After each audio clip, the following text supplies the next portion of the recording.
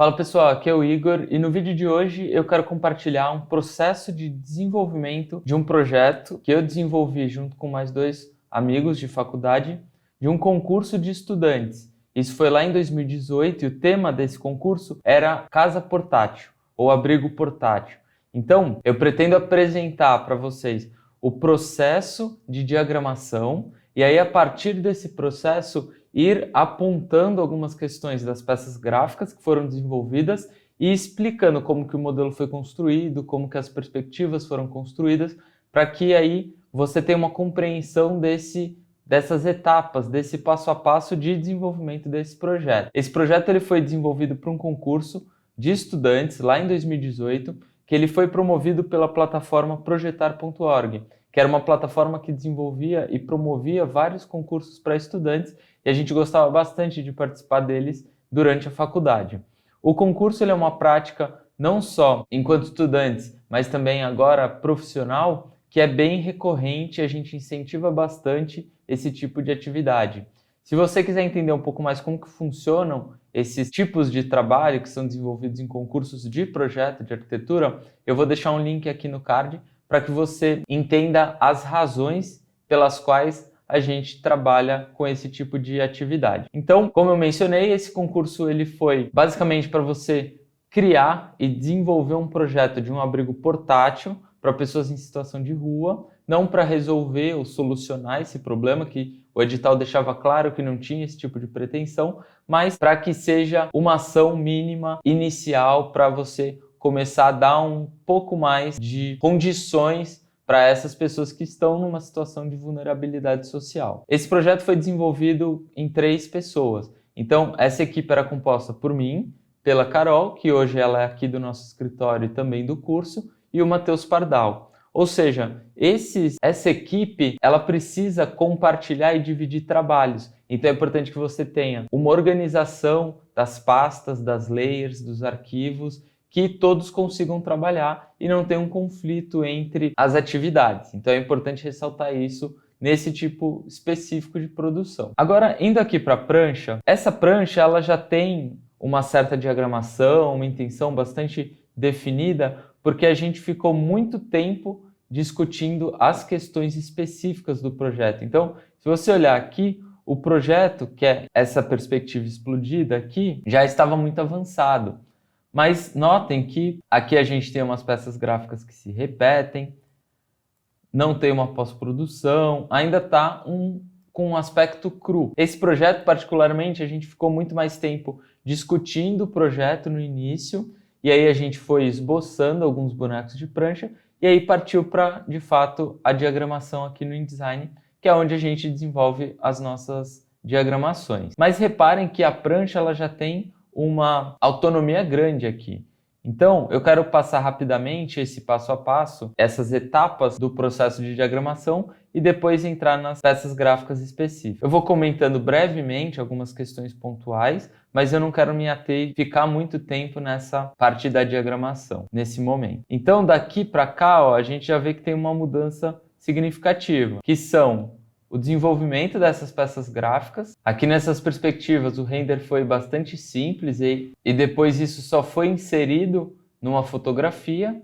E aqui teve um desenvolvimento um pouco maior desses ícones e algumas legendas.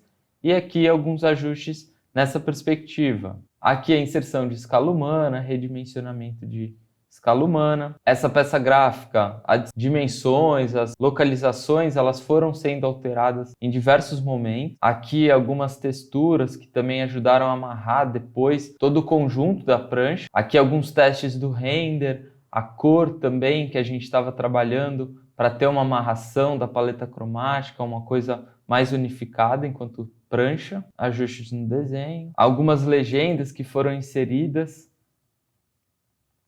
Isso foi feito na própria pós-produção, a gente não trabalhou, nesse caso, com a legenda no InDesign. Aqui essas peças gráficas já foram sendo modificadas e substituídas pelas peças corretas. A inserção do memorial. Essas aproximações que a gente já tinha esboçado desde o começo, mas agora com a legenda, com essa cor que ajuda a amarrar a paleta, mais um ajuste na perspectiva geral, alguns testes dessa condição do asfalto, o céu ele foi sendo modificado. modificada. É interessante prestar atenção que não é um processo linear de produção. Na verdade, a gente vai testando coisas, seguindo por um caminho ou por outro, voltando. Por isso também que esse processo que a gente faz das pranchas síntese, eles ajudam também a você definir o que ficou interessante, o que não, a voltar a caminhos que estavam sendo seguidos e assim por diante. Testes na veladura da imagem, como que isso se comporta de uma forma unificada. Tá vendo que agora essas tonalidades elas já estão muito mais aproximadas, porque a gente foi refinando isso tanto nas perspectivas, nas outras peças gráficas, para ter a unidade da prancha. Inserção de escala humana. Por aqui já são ajustes muito mais pontuais de tamanho de imagem, delimitação, posição, também a questão da paleta, de legendas. E por fim nós temos a prancha que foi entregue no concurso. Eu esqueci de mencionar, nesse concurso a gente recebeu a primeira premiação. Então foi um concurso bastante importante para a gente ficou bastante feliz também com o resultado.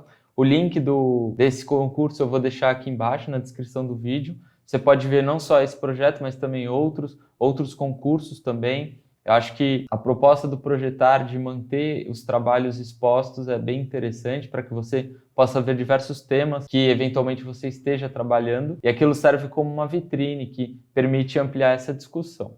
Mas a prancha basicamente é composta por duas perspectivas em situações diferentes, alguns ícones que você consegue encontrar na própria internet para fazer a síntese das ideias projetuais, o que funciona de uma maneira muito eficiente e de uma leitura muito rápida.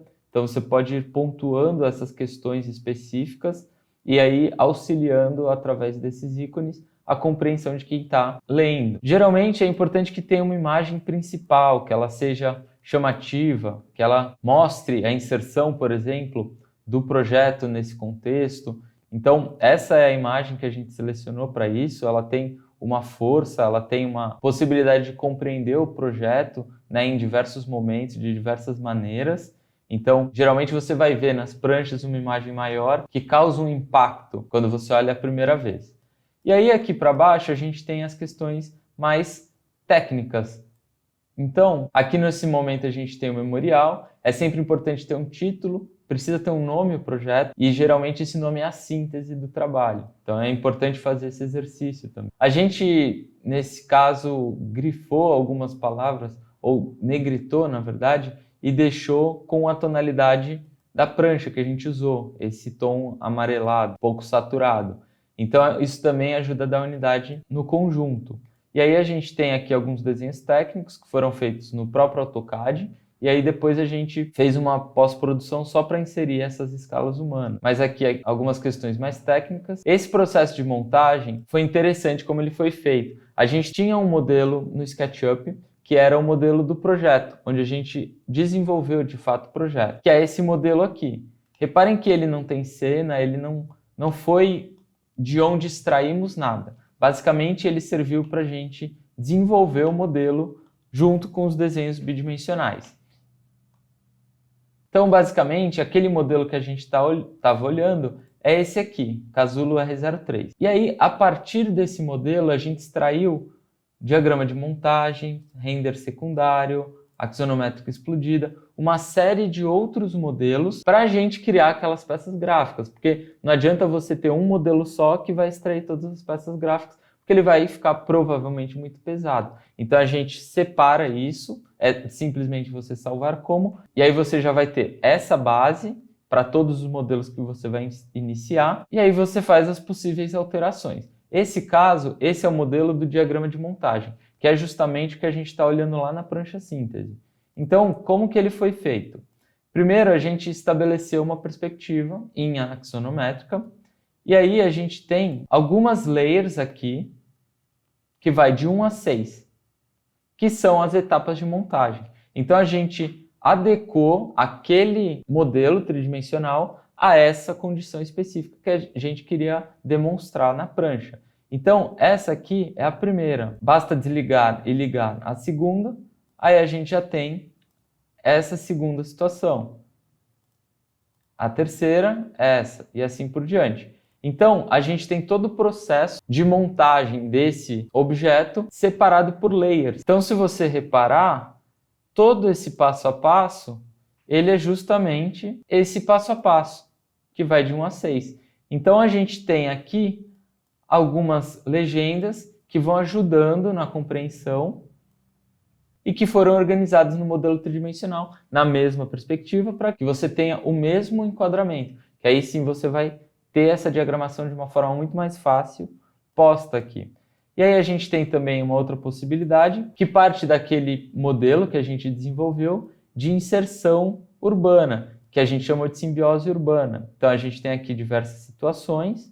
Aqui são detalhes de como isso se conecta, como isso funciona de fato. Então foi um mecanismo que a gente discutiu bastante.